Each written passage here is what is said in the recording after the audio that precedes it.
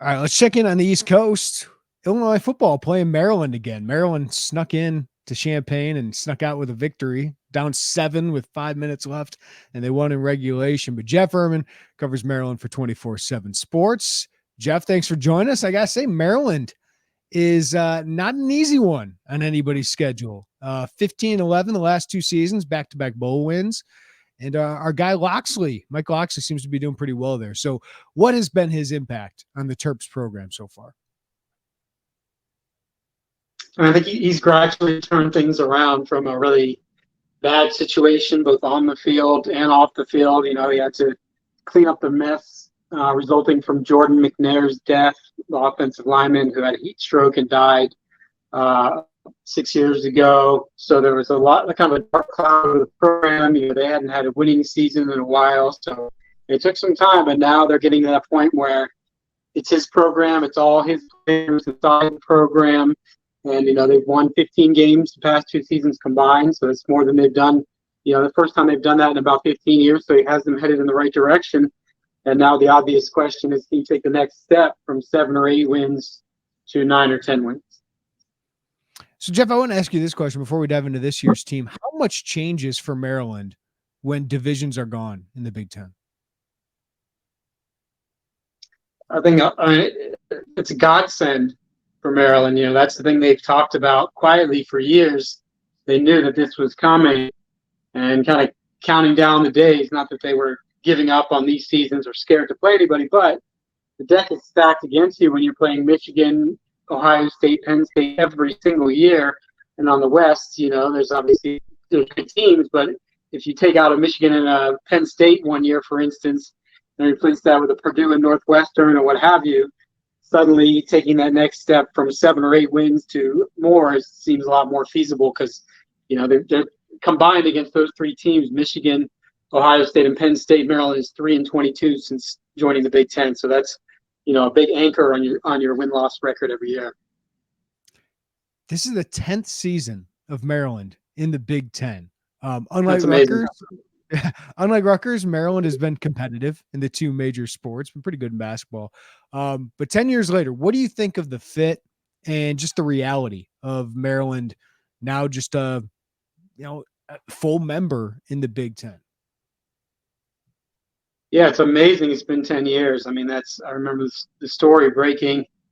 That was 2012. So it's, you know, since they actually signed up to join, it's been even longer. But, you know, I think the fit is okay. You know, I don't think it's, you know, culturally or in terms of having a rival, it's still not an organic fit. I don't think that just hasn't developed yet. They've had some little mini rivalries. Obviously, they dislike Penn State, but in order for it to be a rivalry, you have to beat the other team more often than they've beaten them.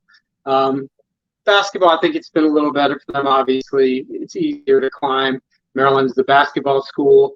Big Ten is a football conference, so it's tougher on the football side. But overall, you know, I think they should be, you know, they're obviously in a great position compared to 99% of the other schools out there in the ACC or Big Ten or Big 12 that aren't wanted by the Big Ten or the SEC. So it's been a lifeline for them financially for sure.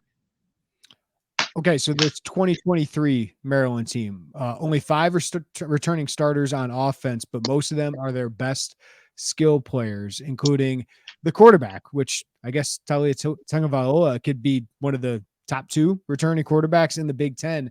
How good can this offense be for Maryland this year?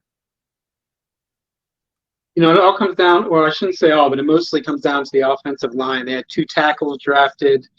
They lost 2 more starters to expected starters to the transfer portal. Mason Lunsford went to LSU. Colton Deary went to TCU. So they're relying a lot on transfers and younger guys coming up and becoming, you know, at least rotational guys, if not starters. So I think that's the question. And if Talia can be a little more consistent and hit on the deep ball more. They didn't hit on the deep ball much last year. They changed offensive coordinators. I think they're hoping that will improve upon that and give them more explosive plays in terms of play calling. But, I mean, he's obviously super talented. You know, everybody has him at least in the top 3 in the Big Ten. not top two among quarterbacks in the Big Ten. They have a ton of weapons at receiver and running back. So the potential is there to be, one of their best offenses in a long time. I think it's just going to come down to if that offensive line can hold up and if Talia can be a little more consistent and not have the kind of games that he has a few times a season where he gets off to a rocky start and gets kind of stuck in his own head and just falls off a cliff. I meant to ask you this. Maryland had 5 NFL draft picks in the spring. That was tied for 4th most in the Big Ten. I was going to ask you, like, where do you think those losses will be felt most? But you kind of answered offensive line and probably the secondary, I'd imagine. Yeah, secondary, big time. Deontay Banks was a first-round pick. Ja'Cory Bennett was also drafted in the 5th round. Those are your 2 best corners. So now you have one guy, really one corner who's played any real significant snaps. Tarheeb Still, he's good. But behind him, you're hoping they got to transfer Jaquan Shepard from Cincinnati, who was an all AAC first-team guy. So you're hoping he'll become that second guy, and a bunch of younger DBs will step up. They're a little better off at safety, a lot better off, I should say. Bo Braid should be one of the better safeties in the Big Ten. And then Dante Trader, free safety, he's a great athlete. He's on Maryland's lacrosse team too, hoping for him to take that next step. And then they got Avonte Williams, a transfer from Miami, who was a 5-star recruit, didn't really pan out at Miami, but still a talented guy. He'll be in the mix. So safety should be good. Cornerback depth is definitely a question. The defense did take a step forward. I mean, it really struggled in recent years, but last year they cut their points allowed per game from 31 to 23. They got 6 starters back. You mentioned Banks, Bennett gone, but what's the key on the defensive side of the ball for you? How good can they be there? I think defensive line, they lost pretty much their entire defensive line. They have some guys that they think are more talented and athletic than the guys who left, but they're not proven. Jordan Phillips is the big name, transfer from Tennessee, who got lost in the mix of, 4-star recruits they pile up there. Kid from Orlando, who Maryland really wanted the first time around coming out of high school and finished, how that sometimes works with the boomerang effect. You finish second for a guy when he's transferring, you end up getting him. So they think he's a stud. They've got a 4-star named Tommy Akingbasote, who's a 4-star 3 years ago. They feel like he's ready to come into his own. And then they have a kid named Donnell Brown, transferred from St. Francis on the FCS level and put up huge numbers, like 23 tackles for a loss or something like that last year. And they feel like quietly he could be a really impactful pass rusher.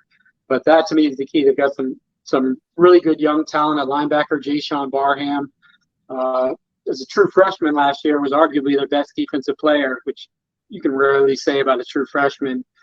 But defensive line and corner is where they need to answer some questions. But they have Brian Williams, new defensive coordinator, I think is a rising star. He took over last year. Has them playing better, than they had, because before he took over, it was perennially 13th, 14th in the Big Ten in a lot of the defensive categories. I look at this schedule, Jeff, and Maryland has a chance to start well. Towson, Charlotte, Virginia. Virginia's kind of a mess. At Michigan State, home against Indiana, you go to Ohio State. Then you're home against Illinois before an off week. So just looking at that, I mean, what do you think of that start, and what's that Illinois game mean for the Terps? Yeah, that's one of those swing games for them. Illinois obviously last year had a breakout season. Questions there, about which, the talent they're going to have at quarterback, whether that's going to be as good as the play they got last year. Tons of guys coming back, obviously, on the defense. Defense should be really good. So that's the kind of game, like you said, Maryland should beat Virginia, Towson, Charlotte. They should get off to that good 3-0 start. But Illinois is one of those swing games, kind of like Purdue last year. They could have had a 9-win season, and they kind of threw the game away again against Purdue. And those are the kind of games, along with obviously the Michigan and Ohio State and Penn State games. The swing games have really eluded them in recent years, and that's kind of been the difference between, again, getting 6 wins or 8 or 9 wins. So that to me is one of the biggest swing games on the schedule.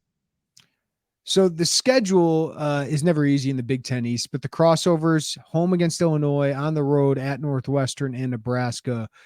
So for you, Jeff, like what would constitute a successful season for the Terps? I think nobody's going to be screaming for Mike Locksley to be fired if they get 7 wins. They're also not going to have a parade, but I think that would be a solid season. I think 8 is a good season. No arguing with that. People would be pleased. You can get to 9 or above. That's what they're looking at. This season, based on the momentum they've built and the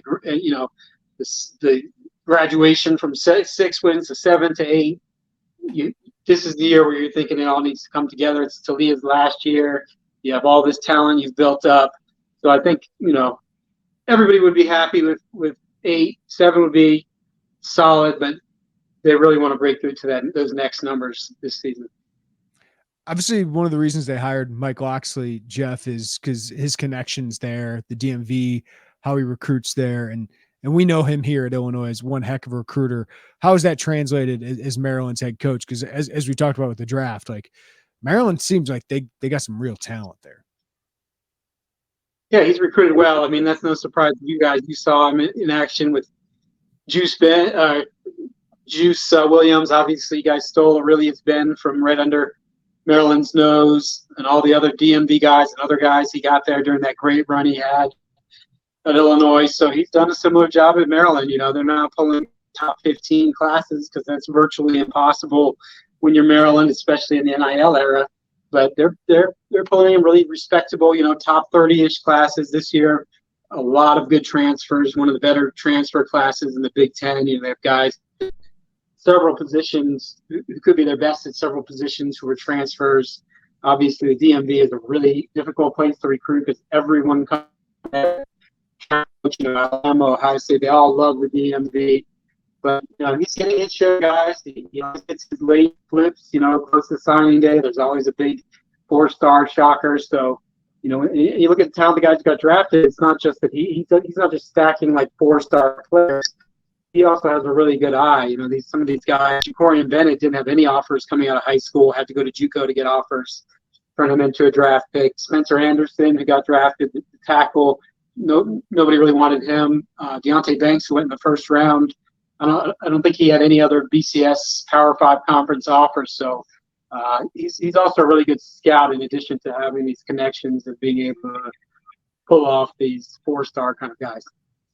A mid-October visit for Illinois to Maryland, which again could be off to a pretty good start. Year 5 with Mike Locksley there. Jeff Erman covers Maryland for 24/7 Sports and does it really well. Jeff, really appreciate your time, man. I appreciate you having me.